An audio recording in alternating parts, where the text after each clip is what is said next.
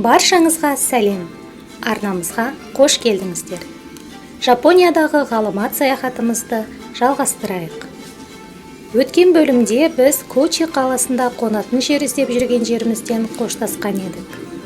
Содан соң қонақ үйді тауып, сол жаққа бара жатқан жолымызда осындай дүкенге кезіктік. Ішінде осы өлкеде танымал юзу деп аталатын жемістен жасалған өнімдер көп екен. Юзу дегеніміз лимон мен мандаринді будандастырып өсіретін цитрус тектес жеміс. Дүкеннің ішін неге бұлай біртүрлі түсіріп жүр десеңіздер, ішінде видео түсіруге болмайды екен. Сондықтан жасырын түсіріп жүрміз.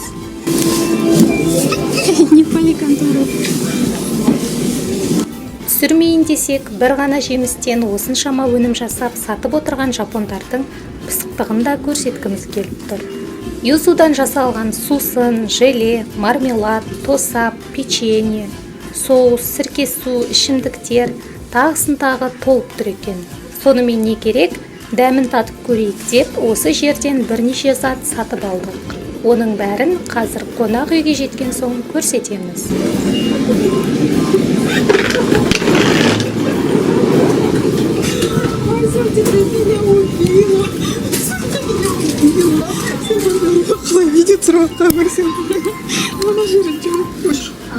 Достар, біз қазір ғана жаңағы музейден келдік. Мына мейманханаға тоқтадық. Біз бұл тоқтаған, осы жолғы тоқтаған мейманханамыз, ол Европа стиліндегі мейманхана емес, бұл Жапон стиліндегі мейманхана. Алдымыздағы видеоларымызда біз Жапон мен батыс стилі араласқан мейманханада тоқтаған болатынбыз. Оның алдыңғы видеоларын көре аласыз. Бір ссылка қоямыз, содан көрсеңіздер болады. Ал осы жолғы таныстырып кететініміз, бұл таза Жапон стиліндегі мейманхана қандай болады. Немесе мына жерде мынау жапондар негізі кәдімгі өзіміз қазақтар сияқты жерге жатады. Мындай футон деген матрастарды төсейді де, кәдімгідей осы тура біз қазақтар қалай ұйықтаймыз, дәл солай ұйықтайды. Бірақ бір ерекшелігі астына татами ғана төсейді. Қазақтар көрпеше төсейтін болса, бұлар татами төсейді. Алдыңғы видеода да осы татами жайлы сәл айтып кеткен болатынбыз. Сен көрсеңіздер болады. Содан кейін бір ерекшелігі осындай Жапон стиліндегі мейманханаларда да міндетті түрде мынандай кимоно жататын кимоно береді. Кимоно деп айтылмас, юката. Мынандай белдеушісі.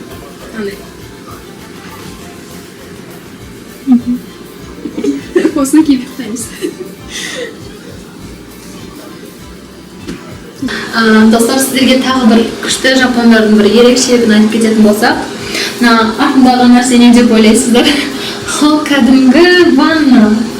Бірақ жаңағы шамшы тектес ванна. Жапондар біздің кәдімгі біз түсетін ванна емес, осындай ежелден осындай шамшы тектес ваннаға түсіп келеді. Бұны олар өздері оффроуд деп атайды.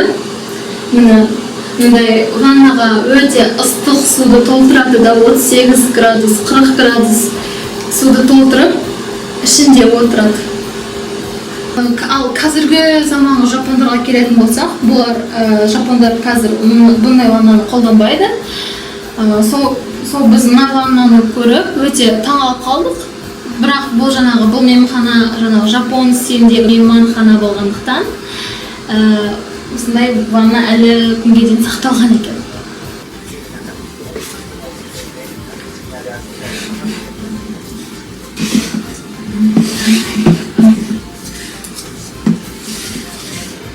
Достар, осы Кочи префектурасы негізі өзінің жапон лимондарымен танымал болып табылады. Біз қазір сол жаңағы танымал дәмділерін жеп көрмекпіз. Сол жапон лимондарынан жасалған. Және ыстық кездегі ең танымал сусын лимон қосылған, және юзу деп аталатын жапон лимоны қосылған сусын болып табылады.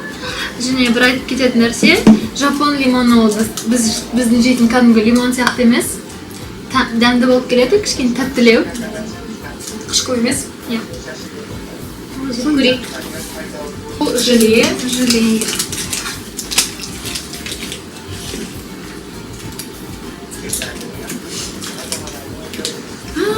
сүтіңіз.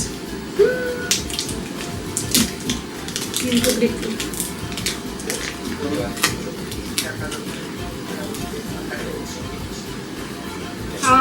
Чек көреміз. Давайте компай.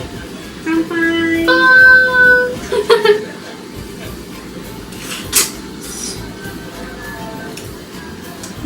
Дымды, я?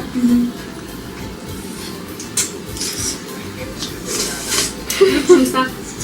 Я. Өте дәмді.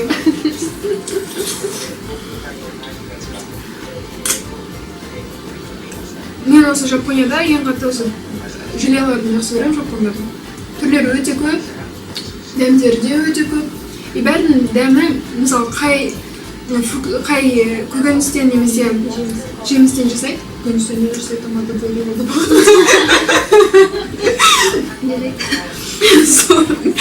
Сол желелердің дәмі тура сол Желе тура сондай дәм дәм береді. береді, иә. Юзудың қабағына дейін жүр ғой. Достар, біз бір нәрсе айтайық. Біз негізі бұны былай жемейді негізі.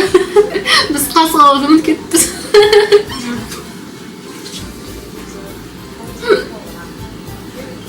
Біз қинап жеп отырық оны. Суын ішейік. Су ішеді. Енді сусындардан дәм татып көрейік. Менікі ең сатылымы бұл сусын мен аламын. Дайненький. Аха, дайненький. Сүйкімді юзучан сөйледі. Сөйлесең кіші? Менікі сыртынан қарасаң йогуртқа ұқсайды, бірақ әлі білмеймін не екен. Йогурт деп ойладым. Мен де солай ойладым, бірақ йогурт деп жазылмаған. Бірақ доринку деген кәдімгі Жай доринку деген. иә, ішетін нәрсе. А менікі сайда. Сода. Сода. Иә. Сырт әдем болғаннан кейін алдым. Өстіп күлем біле ма? Ал, кампай қыздар. Айламар. Кампай!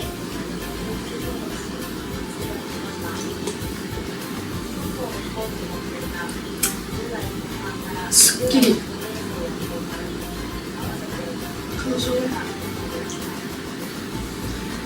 Bir қышқылдығы жоқ.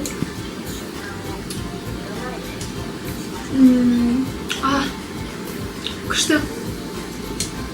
Жақсы освежайтты. Сергітеді. Иә, күшті сергітеді. Күшті сергітеді. Бірақ көп ішетін адамдар жақсы. Өзім арақ ішпейді екен, бірақ солай ойлаймын.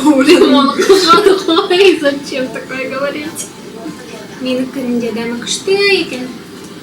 Не сенікі? Менікі йогурт емес екен. Кәдімгі сусын екен.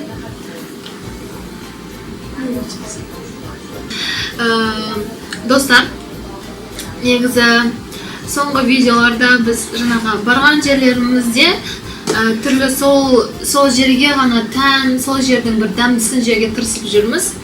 Неге десеңіздер, себебі жапондар қыдыру және тамақ жеу олар жапондар үшін синоним болып табылады. Қыдырады, демек тамақ жейді, яғни қыдырады деген сияқты. Сол үшін кез келген, мысалы, бір жерді айтсақ жапондарға, мысалы Эхиме деп, ол жақтың мандариндары дәмді ғой деп олар бірден солай айтады, мысалы. Солай жаңағы ассоциировать етеді кез келген жерді тамақпен. Сондықтан жаңағы осылай біз сіздерге танымал тамақтарды көрсеткіміз келіп жүр. Бұл негізі сол жердегі жаңағы шаруашылыққа байланысты, сол жердің табиғатына байланысты, сол өлкеде жақсы өсетін жеміс-жидектер, немесе көкөністер, немесе түрлі балықтар деген сияқты солардан жасалатын тағамдар болып табылады. Яғни әр жапон, мысалы, әр өлкеге барғанда сол өлкедегі ең дәмді, ең танымал тамақты жеуге тырысады. Мысалы, біздің Алматының алмасы деген сияқты, Қызылорданың күріші деген сияқты. Шымкенттің шашлығы деген. Шымкенттің сырасы деген сияқты. Сосын оларда мысалы бізде Қазақстанда мысалы Алматыда алма көп қой. Бірақ алмадан жасалған печенье, алмадан жасалған кекс, алмадан жасалған осындай желе, алмадан жасалған сусын, алмадан жасалған арақ деген жоқ. Ал жапондарда мысалы мына жерде юзы және жапон лимоны танымал болатын болса, бәрін печенье болсын, кекс болсын, кез келген затты содан жасауға тырысады. Кейде түсіне де кіріп шықпайтын заттан олар неше түрлі дәмді жасайды. Мысалы бағана томаттар тұрды да, томаттан желе жасап қойған. Оны қалай жеуге болады? Мен болса мысалы осындай жапон лимоны немесе алдыңғы Эхиме префектурасындағы мандарин болсын, соны тек қана содан жасалған тәттілер, тағамдар ғана емес, солардың фигуркасы, ойыншығы, жастығы деген сияқты неше түрлі секілді нәрселер жасап қойады. Мысалы белгілі бір префектурада, мысалы жаңа Эхимедегідей микан өссе, микан яғни мандарин өссе, сол мандарин олардың бүкіл сол облыстың префектураның жаңағы символына айналады. Яғни сол жаңағы мандарин тәріздес жаңағы кішкентай ойыншық болады да, сол жаңағы бүкіл Жапония алдында сол облысты жаңағыдай дайхиоуша ретінде жаңағы сол облыстың белгісі, символы ретінде жүреді. Мысалы, ар жақтан біреу ана миканды көреді де, мандаринді көреді де, ал Эхиме ғой деген бірден түсінеді. Соның ең қызығы тағы, мысалы, қаланың ішіндегі жүретін, мысалы, Эхимеде болдық па осы бір күн бұрын. Сол Эхимеде, мысалы, жүретін автобустар, немесе және трамвайлардың барлықтары мандарин түсінеді де, арақ жойған түрі түстері. Мысалы, неге бар, фототуреға бардық қой, және автобустардың алмұрттың түсі болды да, барлық сарғыш жасылдау бәрі. Қызық, сондайлар. Өте қызық көрінеді негізі. Сол Жапонияда саяхаттағанның бір қызығы, әр префектурада мысалы алдыңнан не шығады, ол жерде не жейсің деген сияқты сондай, сол жағы Не көресің, сол жағы қызық. Қандай адамдармен кездесесің? Сол ең бастысы. Жарайды, достар, видео созылып кетті. Біз төсек саламыз. Жапонның футон деп аталатын төсегінің қалай салынатынын көрсетеміз.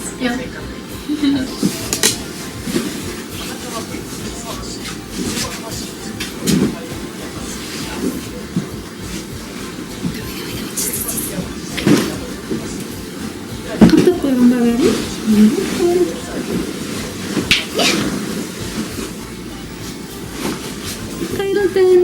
Қайырлы түн. Оясми. Өш қалдың дейді. Өш ват. Қайырлы түн.